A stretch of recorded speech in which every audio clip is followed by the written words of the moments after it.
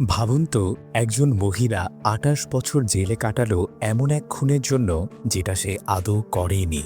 আর যেদিন আসল খুনি ধরা পড়ার সুযোগ আসে সেদিনই জেল থেকে রহস্যজনকভাবে উধাও হয়ে যায় এক ভয়ঙ্কর কয়েদি।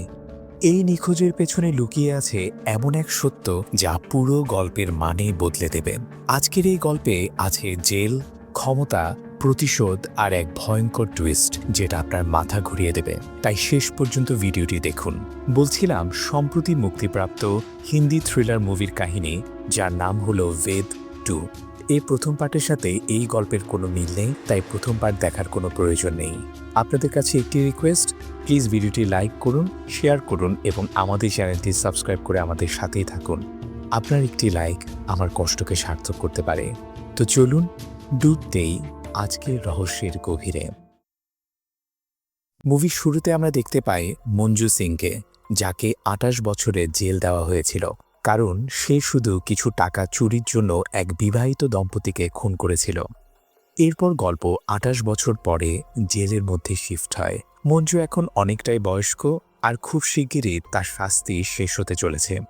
এই দীর্ঘ সময়ে মঞ্জু জেলের ভেতর ভালো কানেকশন বানিয়ে ফেলেছে। বাইরে থাকা তার প্রেমিককে ফোন করে প্রয়োজনীয় জিনিস ভেতরে আনিয়ে নেয়, এমনকি অনেক টাকা ধারও করে রেখেছে।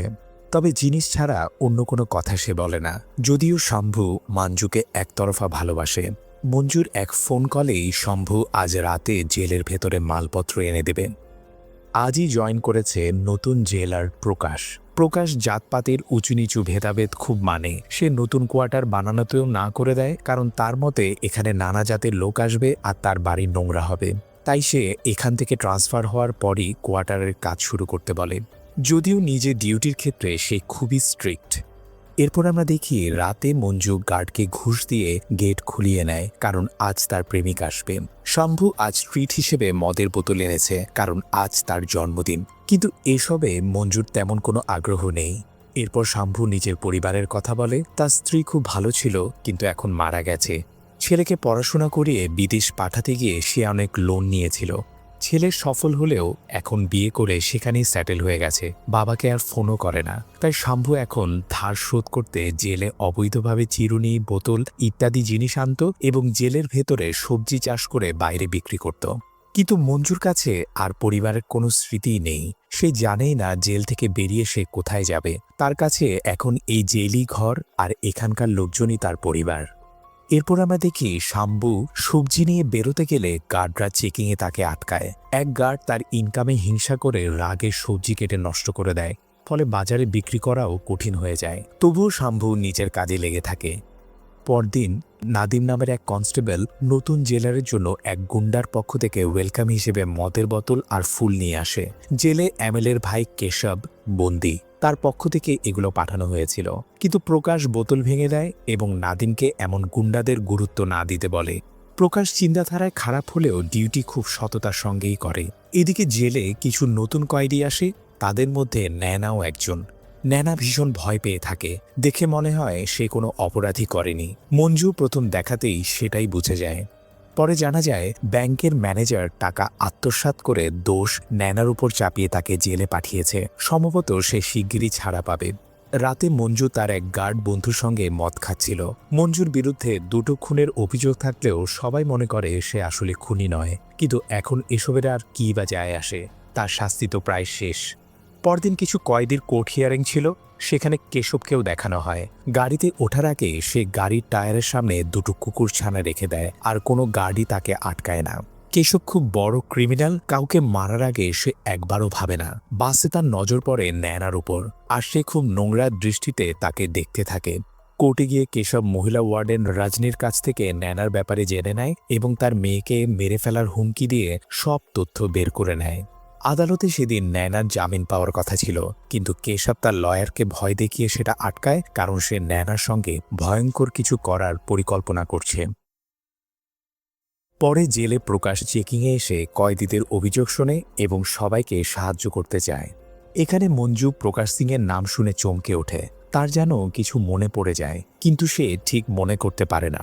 রাতে ন্যানা একা কান্না করছিল, কারণ সে নির্দোষ। তখন মঞ্জু তাকে সান্ত্বনা দেয় এবং বলে, জেলে সবাই নিজেকে নির্দোষ বলে, তাই অভ্যস্ত হও।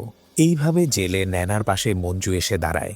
এদিকে কেশব জেল থেকে বেরোনোর স্বপ্ন দেখতে থাকে, কিন্তু মাথার উপর ইলেকশন থাকায় এমএলএ তাকে শান্ত থাকতে বলে, না হলে এতদিনে কেশব জেল থেকে বেরিয়ে যেত। ঠিক তখনই কেশব এক ধোপার উপস্থিতি নিয়ে ঝামেলা শুরু করে এবং নিজের সব রাগ সেই নিরীহ বুড়ো লোকটার উপরেই ঝাড়ে। সেদিন প্রকাশ নিজ চোখে কেশবকে মারধর করতে দেখে এবং তাকে সলিটারি কনফাইনমেন্টে পাঠিয়ে দেয়, যাতে আর কোনো কয়েদি এমন সাহস না দেখায়। কিন্তু এই খবর এমএলএ আর আইজি পর্যন্ত পৌঁছে যায় এবং ওপর থেকে কেশবকে ছেড়ে দেওয়ার অর্ডার চলে আসে, না হলে এমএলএ প্রকাশকে কোনো মামলায় ফাঁসিয়ে দেবে বলে হুমকি দেয়। বাধ্য হয়ে কেশবকে সলিটারি কনফাইনমেন্ট থেকে বের করতে হয়। বাইরে এসেই কেশব ফোন করে প্রকাশকে হুমকি দেয়, তার স্ত্রী, বোন আর মাকে নিয়ে নোংরা কথা বলে। এবার প্রকাশ আর নিজেকে কন্ট্রোল করতে পারে না, সে সোজা জেলে গিয়ে কেশবকে বেধড়ক মারতে থাকে। কেশবের অবস্থা এতটাই খারাপ করে দেয় যে সে হাঁটতেও পারছিল না।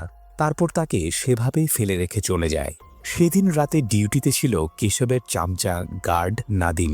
অন্যদিকে ন্যানা সেদিন নিজের সেলে ছিল না এবং মঞ্জুর ঘুম আসছিল না, তাই সে বাইরে হাঁটতে বের হয়। ন্যানা কিছু আওয়াজ পায়, কিন্তু দৃশ্য এখানে কেটে যায় এবং পরের দিন সকালে চলে যায়। দেখা যায় রাতে কেশব জেল থেকে পালিয়ে গেছে। এবার তদন্ত বসবে এবং প্রকাশের মারধরের ঘটনাও সামনে আসবে, কিন্তু প্রকাশ নিজের কথা চিন্তা না করে সব স্টাফকে তদন্তে সম্পূর্ণ সত্য বলার নির্দেশ দেয়। এর পরদিনই তদন্ত করতে আসে ইন্সপেক্টর আতিত সিং।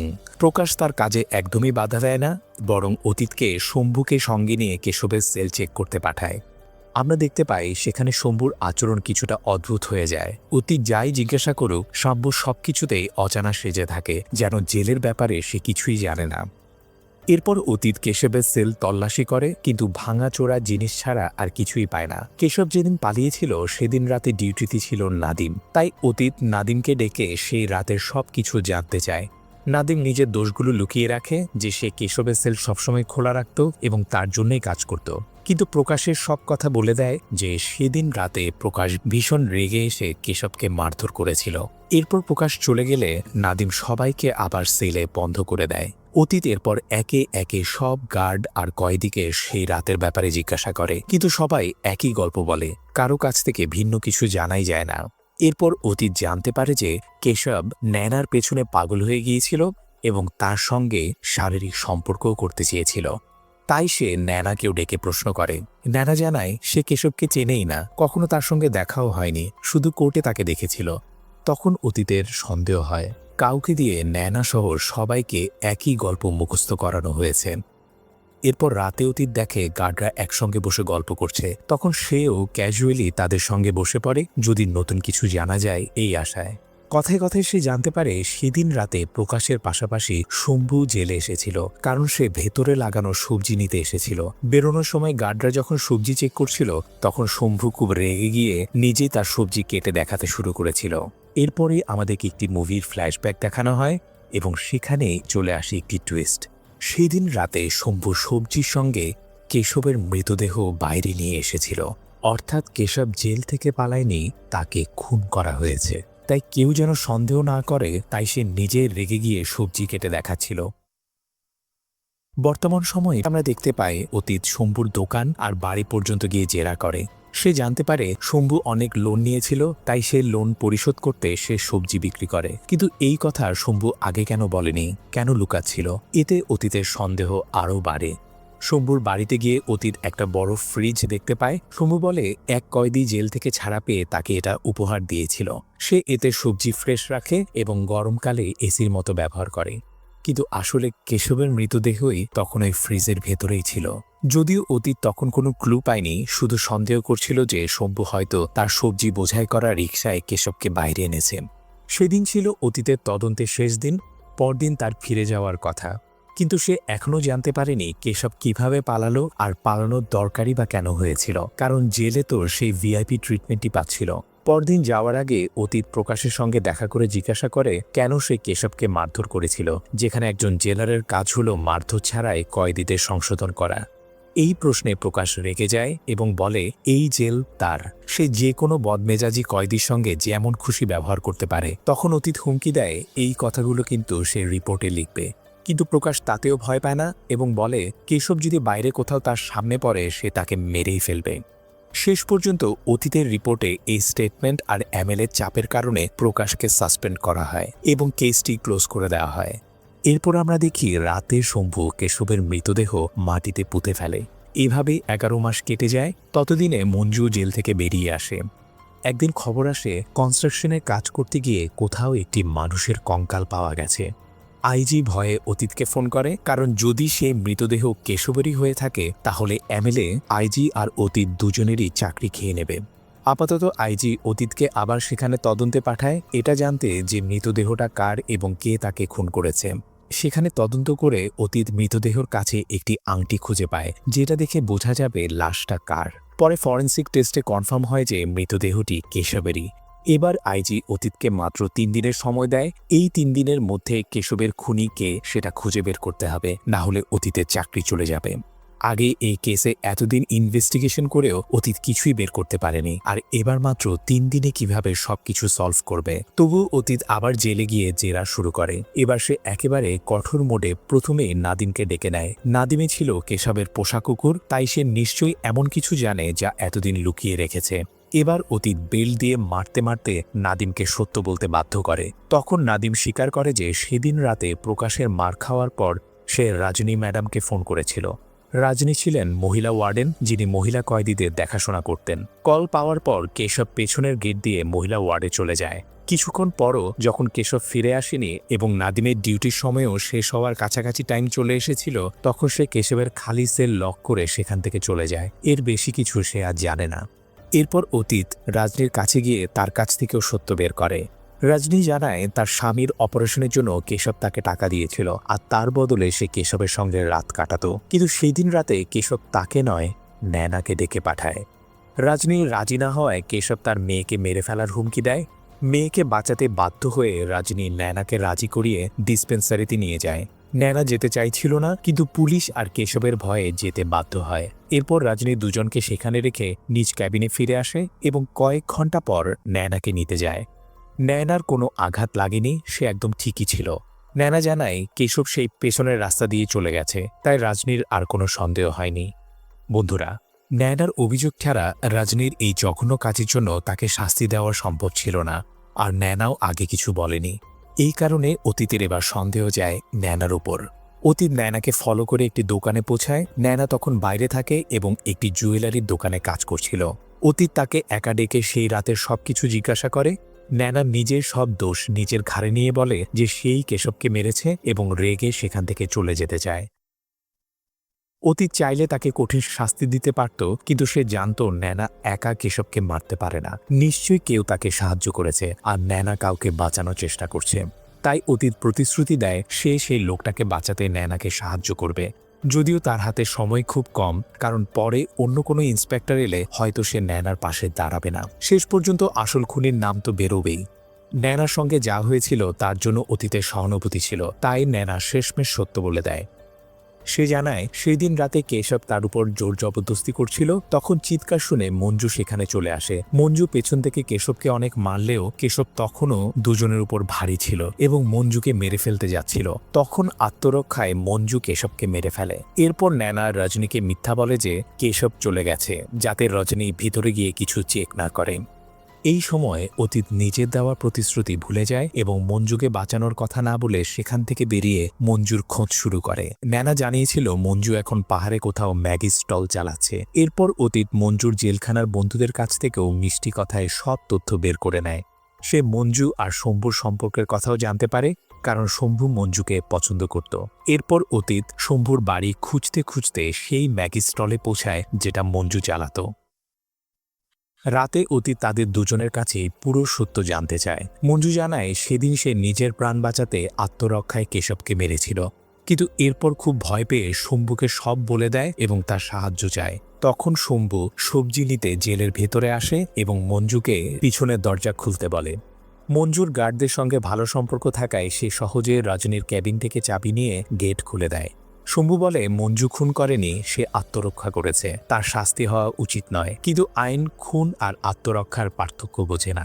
অতীত তখনও মঞ্জুকে শাস্তি দিতে যাচ্ছিল। তখন শম্ভু বলে কেশবের মৃতদেহের কাছে কি সে প্রকাশের আংটি পায়নি? আসলে শম্ভুই ইচ্ছে করে সেই আংটি সেখানে রেখে দিয়েছিল এবং জেলারের বাংলোর পেছনে কেশবের লাশ পুঁতে রেখেছিল। শম্ভু জানত সেখানে নতুন কোয়ার্টার বানানোর কাজ শুরু হবে এবং কনস্ট্রাকশনের সময় লাশ পাওয়া যাবে। তখন সব সন্দেহ প্রকাশের উপরই পড়বে। কিন্তু অতীত কোনো নির্দোষের উপর খুনের দোষ চাপাতে রাজি হয়নি। এরপরই আসে মুভির শেষ এবং সবচেয়ে বড় টুইস্ট। মুভির শুরুতে মঞ্জুর ওপর যে দম্পতিকে খুন করার অভিযোগ ছিল, সেই খুনটা আসলে প্রকাশই করেছিল, মঞ্জু নয়। প্রকাশের ভাতিজি অন্য কাস্টে বিয়ে করে পালিয়েছিল। প্রকাশ জাতপাতের ভেদাভেদে বিশ্বাসী ছিল, তাই সে সেই দম্পতিকে খুঁজে বের করে খুন করেছিল, আর মঞ্জু ঘটনাটা নিজের চোখে দেখে ফেলে। তাই প্রকাশ তাকেও মেরে অজ্ঞান করে দেয়, যাতে পুলিশ এলে পুরো দোষটা মঞ্জুর উপর চাপানো যায়। প্রকাশের অপরাধের জন্যই মঞ্জু 28 বছর জেলের শাস্তি কাটে। তখন বিচারকের হাতে ক্ষমতা ছিল, তাই তিনি মঞ্জুকে শাস্তি দিয়েছিলেন। কেশবের মৃত্যুর রাতে শম্ভুর হাতে ক্ষমতা ছিল, তাই সে প্রকাশকে ফাঁসিয়ে দেয়। কিন্তু আজ ক্ষমতা অতীতের হাতে। এখন সেই ঠিক করতে পারে প্রকাশ জেলে যাবে নাকি মঞ্জু। অতীত এবার বদলে যায় এবং আইনের বাইরে গিয়ে নিজেই প্রকাশকে জেলে পাঠিয়ে দেয়। তবে জেলে গিয়ে প্রকাশ বলতে থাকে যে সে এই খুন করেনি, যদি করত তাহলে গর্বের সঙ্গে স্বীকার করত। তখন অতীত তাকে মনে করিয়ে দেয়, নিজের ভাতিজি আর তার স্বামীর খুন তো করেছিলে, সেই খুনের শাস্তি তো ভোগ করিসনি, তাই এবার অন্তত একটি খুনের শাস্তি ভোগ কর। তখন প্রকাশ চুপ হয়ে যায় এবং কেশবের খুন মেনে নেয়, আর বাইরে মঞ্জু ও সাব্য শান্তিতে নিজের জীবন কাটাতে থাকে। আর এভাবেই মুভির সমাপ্তি ঘটে। তো বন্ধুরা, এই ছিল সম্পূর্ণ মুভির এক্সপ্লেনেশন। আশা করি আপনাদের মুভির গল্পটি ভালো লেগেছে। যদি আমার এক্সপ্লেনেশন আপনাদের ভালো লেগে থাকে তাহলে প্লিজ ভিডিওটি লাইক এবং শেয়ার করে দিন এবং আমাদের চ্যানেলটি সাবস্ক্রাইব করে আমাদের সাথেই থাকুন, কারণ আমরাই একমাত্র এই ধরনের ইন্টারেস্টিং ভিডিও নিয়ে আসি। ধন্যবাদ।